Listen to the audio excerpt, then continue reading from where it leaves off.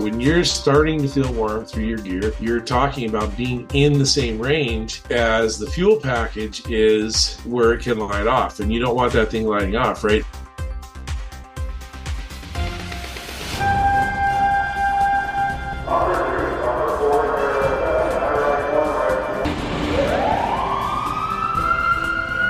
This is Code 3, the Firefighters podcast, hosted by award-winning journalist Scott Orr. Now, here's Scott. That's right, and I will not let Parkinson stop me.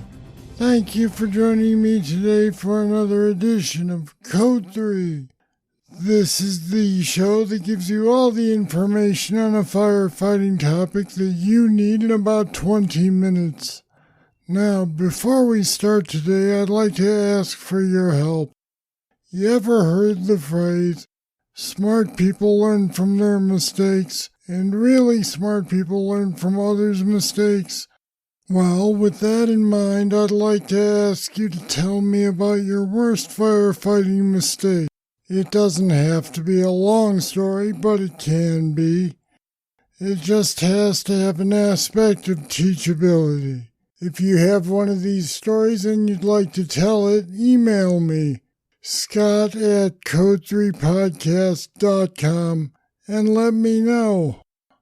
We'll set up a time to record it. Let's see how many stories we can get to help others learn and grow. Now, let's get started with today's topic. On this episode, we're once again talking with Phil Joes, the recognized expert on the art of reading smoke. As you may know, and as Phil likes to remind us, smoke is fuel. In most cases, it's just waiting for the right conditions to ignite. We'll discuss how to keep that from happening. Also on the agenda is a little talk about the relative merits of vertical ventilation. When do you go up to the roof and start opening it up? Phil says it's all about coordination with the engine crew. And finally, we'll talk about when it's time to change how things are done on your fireground. Sounds interesting, doesn't it? Phil Joes retired from the Seattle Fire Department as a Deputy Chief of Operations and Shift Commander after 31 years of service. He's had the opportunity to work in the training division as a lieutenant, captain, and deputy chief. Phil's a popular seminar speaker around the country, a published author, and he also runs Ignition Point training. And Phil Joes joins me now. Welcome back to Code 3. Great to be here, Scott. Thanks for having me. Appreciate the invite. You're always welcome. So by now I'm thinking most firefighters have at least heard of the concept of reading smoke. So let's talk about the whys of smoke. Why is it fuel for a fire and not just an inert byproduct of that fire?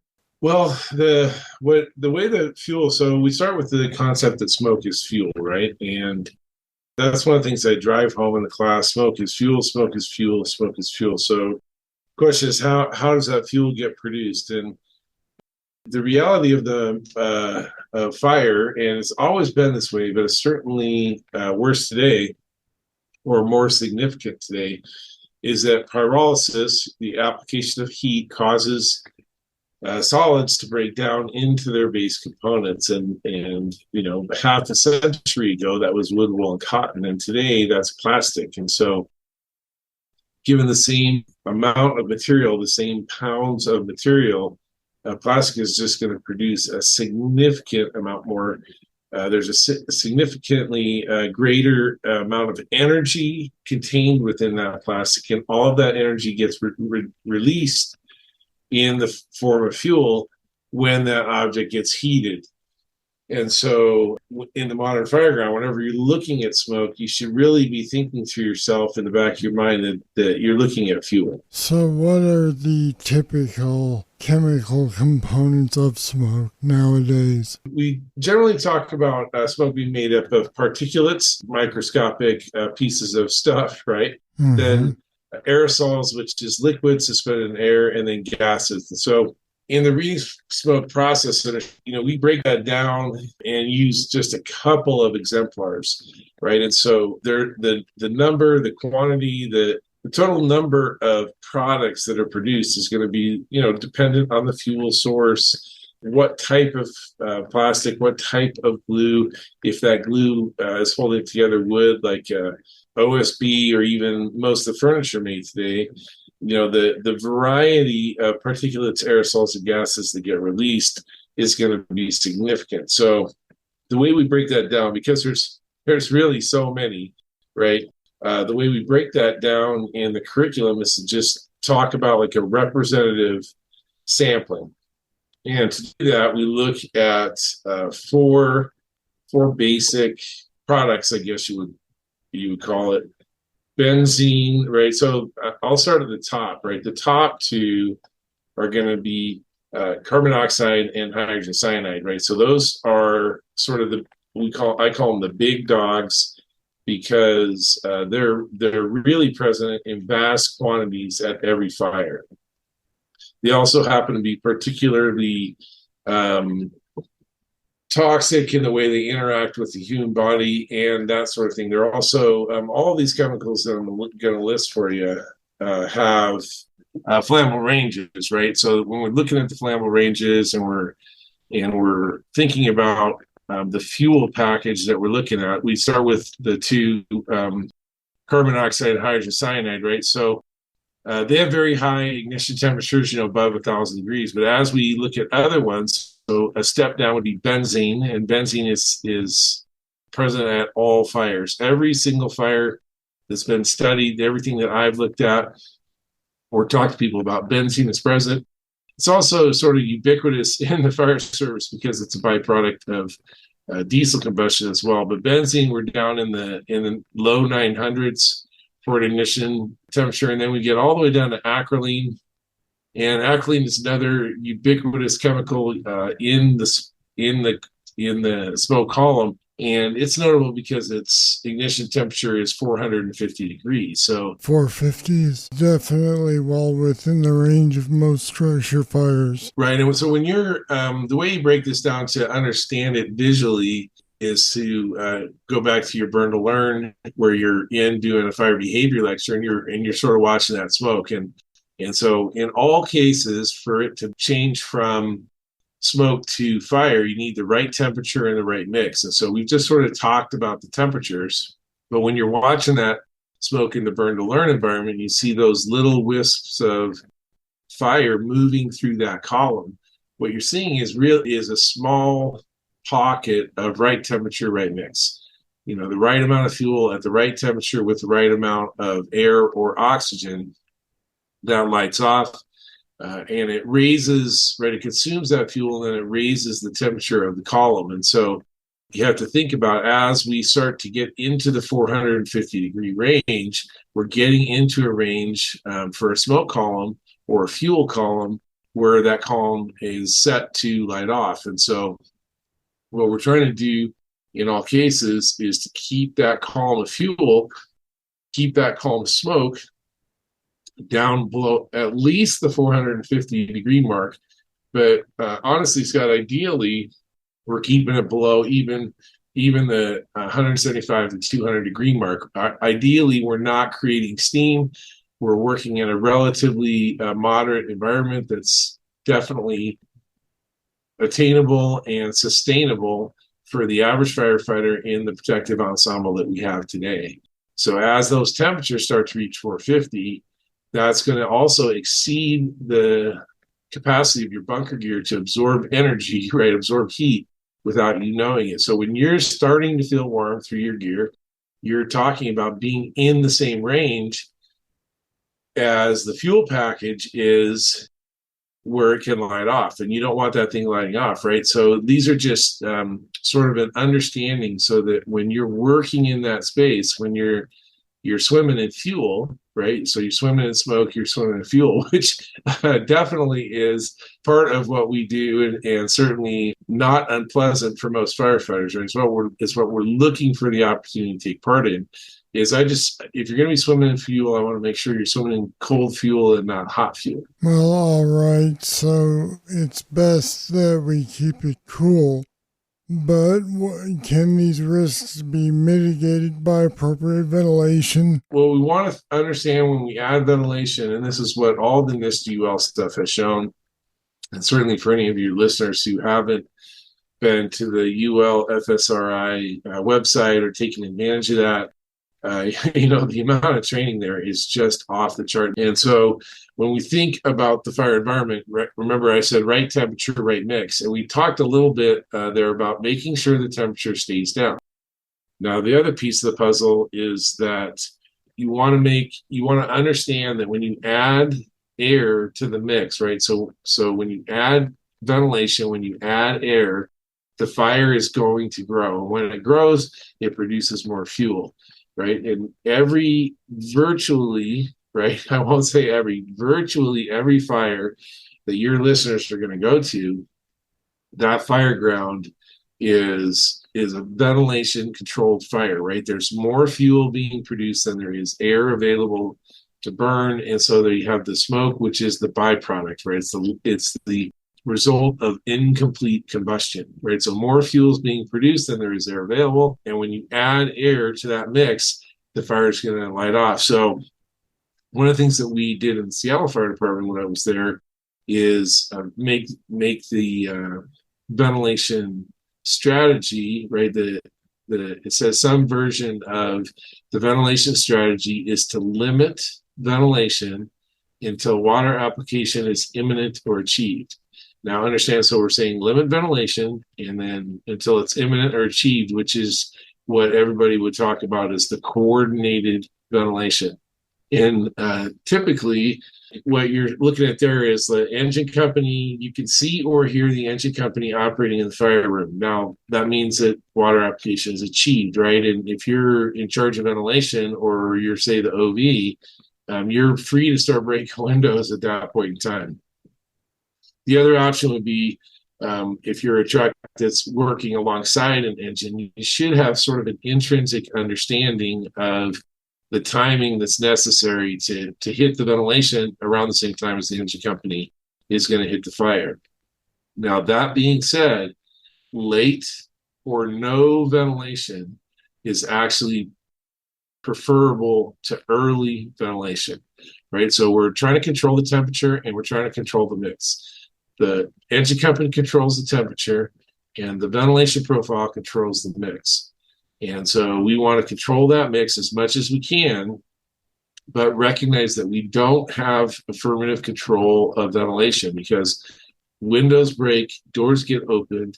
These things happen spontaneously on fire grounds. And so we just have to be understanding of what that ventilation is going to do and what's our role in it, and to understand all of these aspects in the context of operating at a fire scene. So would you say then that in your experience you've seen too many examples of fire departments that are willing to move up to the roof and open it up too soon? That's where I would talk about that I would be looking to coordinate that process, right? So typically I'd say on buildings, let's talk about residential structures, right? So if a residential structure is 1 story, or if it's 1.5, but the access to the roof is basically at the 1-story level, then and the truck arrives commensurate with the engine, and they both have the staffing necessary to do these tasks. We have the 2 tasks. One is stretch the line, the other one is to perform this ventilation. And then another consideration, but we won't talk about it now, would be the priority to surge. That truck company who arrives at the 1-story access to the roof commensurate with the engine has the real potential to get up there, cut a hole, and it's possible that it could be in advance of the engine. Now, typically, if you have a really good engine company that can operate with efficiency and the appropriate degree of aggressiveness and knowledge and all those sorts of things, that those 2 companies together are probably going to make their move at the same time. And those companies work together they get a sense of it. So one of the things that if you're doing that, you're probably going to be right. So you cut your first hole and you go, the ventilation is great. Like you're in the right spot, you're right over or near the fire room. You get a really good reaction, but you're probably still ventilation limited. Would be to create another ventilation opening. You would cut it and be ready, but you wouldn't actually louver it and punch the ceiling until you saw, from looking at your first hole, you'd see visual evidence that water application is achieved, right? So you add that one piece of ventilation, then you have to delay. You can start working on your next hole, but you wouldn't actually louver it and add more ventilation until you could see from the first hole that the engine company has made the firewood, right? And then, of course, once the engine companies knock the heck out of fire, ventilation is really, you can ventilate as much as you want, because what we're trying to do at that point, right, we've removed the risk of the fire itself. We're not producing any more smoke, or at least very limited smoke relative to when the fire was active. And we want to get that primary search done. Once the water's being applied to the fire, we want maximum ventilation. Then we get the primary search completed, and then we also then maybe want to back that ventilation down a little bit until we complete the overhaul, right? And so it's this constantly moving target, understanding that up front, we want to make sure that we're doing things in concert with the engine. Now, if you take that same set of companies and you put them in a situation where the truck company's got to make the second story, it's probably not going to, they're not going to make it to the roof and cut a hole. My experience is that you can be pretty good as a truck, but if that engine's moving, you're hard pressed to get to the roof of a two-story before they can be up on floor two. But if you're making it that fast, you still have the same requirements to sort of hold off on that ventilation or time that ventilation and make sure that ventilation is not early. Late ventilation is superior to early ventilation. And that's something I feel pretty strongly about, and I think that the evidence demonstrates is correct. Let me take a little tangent here. Every time this topic comes up online, I see somebody from a European fire agency say, "Why are you Americans in such a hurry to cut holes in the roof? Do they know something we don't know, or what's behind that?" Well, there's a lot of things I think, Scott, to play to that. One is, and this is why all knowledge is local when it comes to firefighting. If you're fighting fire in masonry construction that was built in the 400s, you're in a completely different kind of environment than we are. Where I'm sitting in my office looking at a bunch of 3-story lightweight OSB houses, right? They're just not the same. Which is one of the reasons why they can somewhat effectively use very low water flow rates, because they have very tight compartments. Typically in the United States, we don't have that tight of compartments. And so that's why we tend to use copious volumes of water. And I'm a fan of copious water, right? I think there's really almost no substitute, in my experience, for applying large volumes of water to the fire as fast as possible. And so there's even places in the U.S., Scott, where they just don't go to the roof. And they just, if your organization, based on the way that your staffing model is, based on the way that you deploy, your history, your culture, if you find that vertical ventilation does not work for you, then you should quit doing it. Conversely, if it is working for you, right, if you find it effective, then you should use it. And you should figure out, in fact, you're essentially compelled to use it. And in both cases, what you should be doing is systematically looking at the way that you are doing the business of firefighting, the craft of firefighting. And in every case, looking at what just happened, projecting what's going to happen next time, and looking to see if we can make it 1% better for those citizens who called us, then we have that responsibility. So I don't think it's a matter of, I never look at these things as a matter of one thing being superior or wrong, or these things, let's see how it works, right? Let's evaluate how it works. And the fact is that in much of the United States, vertical ventilation is an effective tactic. Now, It may not be effective in Europe, but if it's not effective there, don't do it. It may not be effective in some places in the U.S. because if you are arriving on scene with, 4 people, you probably don't have the resources to affect vertical ventilation, right? You're probably better off spending all of that attention, whatever resources you have, dedicate those to getting that first line in operation as fast as possible and knocking the heck out of that fire. Then we can worry about these other things, right? And so, the idea that we're battling about these things, to me, there's really no reason to battle. If you're doing things the best way possible for the citizens that you're sworn to protect, then you're doing the right thing. I may not understand it, which means I'm ignorant. Educate me. Let me know how it works. Then maybe I have a way to take something back to my organization and try something new. Who knows if it'll work for us, right? Maybe it will, and then we can make the adjustment. As long as the reason isn't we've always done it this way. Absolutely. And that's, the idea of we've always done it that way. I've never, it makes me laugh, Scott, because one of the things that was sort of, I think maybe a talking point or at least an idea that I came away with from FDIC this year, as I have many other years, is that a lot of the firefighters I talk to there are change agents. They want to try something new, and not everything new is better. That's a given, right? That not everything new is better. But when you're working within a system that won't even listen or won't even try, that's a very difficult place to be if you're seeing things that you think can make it more likely that the citizen that on the fire that you go to tonight is going to survive.